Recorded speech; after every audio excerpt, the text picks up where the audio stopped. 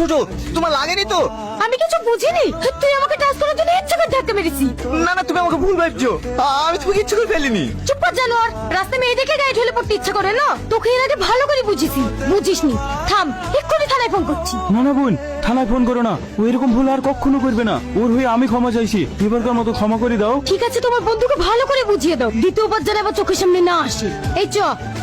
দেখ ভাই, ভালোই ভালো বলছি, তুই এই মেয়েটাকে ছেড়ে দে, পরে কিন্তু বিপদে পড়বি। না ভাই, ওকে আমি খুব ভালোবাসি, ওকে ছাড়া আমি বাঁচবো না।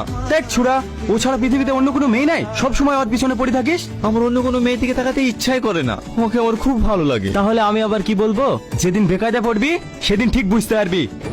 আজকে মনে হয় এডুকেশন ক্লাসটা হবে না, রহমান স্যারই তো আসেনি। ওই তো দেখ, কি অসভ্য ছেলে রে। হেড স্যারকে বলে কি?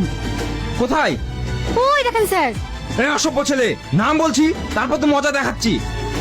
কথা কানে যাচ্ছে না? আপনার কথা তো শুনছে না, দোকানে গুটি মারবো। মার। কে? আমি রে, তোর বাপ। নাম শিগগিরি। আমি কেন নামবো? তুই নামবি নি? এই সিকিউরিটি, যা ওকে ধরে নিয়ে এসো। এই, এখানে এত হইচই হচ্ছে, কি ব্যাপার রে? দেখতে পাসনি সেই বদমাইশ ছেলেটা মেয়েদের বাথরুমের ছাদে উঠে বসে আছে? কি জানো ছেলে রে, দেখি তো গা ঘিন ঘিন করছে। এখানে থাকতে হবে না। স্যার কি ব্যাপার, আপনি আমাকে ডেকে পাঠিয়েছেন? আপনি হলেন গ্রামের একজন বিশিষ্ট ব্যক্তি, আমার ভাবতে অবাক লাগছে আপনার ছেলে হয়ে এরকম অসভ্যতমে কাজ করে কি করে। কেন স্যার, আমার ছেলে কি করেছে? মেয়েদের বাথরুমের ছাদে উঠে। আর বলতে হবে না, আমি সব বুঝতে পেরেছি। তুই এত নিচে নেমে গেছি, বাবার সামনে আমার মাথা হেড করে দিলি, আমার মান সম্মানের কথা একটু ভাবলি না? আবার তোমরা সবাই ভুল ভাবছো, আমি তেমন কিছু করিনি। এই তুই চুপ কর, মাস্টার মশাই আমি ঠিক কথা বলবে, এরকম ভুল আর আমার ছেলে কোনোদিন করবে না। খেয়ে নাও, আর কতক্ষণ বসে থাকবো খাবার নি? আমি কিছু খাবো না, যেভাবে অপমান খেয়েছি ওইতে আমার পেট ভরে গেছে। এ বাবু, তুই তো খেয়ে নে। আমি খাবো না। খাবার আবার কি দোষ করলো যে খাবিনি? এই তুই বাপ বেটার জ্বালা আমি আর সহ্য করতে পারছি নি। খাবারে কিছু করেনি মা, যা করেছে আব্বা, সবকিছু জানে সত্যি আমাকে ভুল বুঝিয়েছে। ভুল বুঝবো না?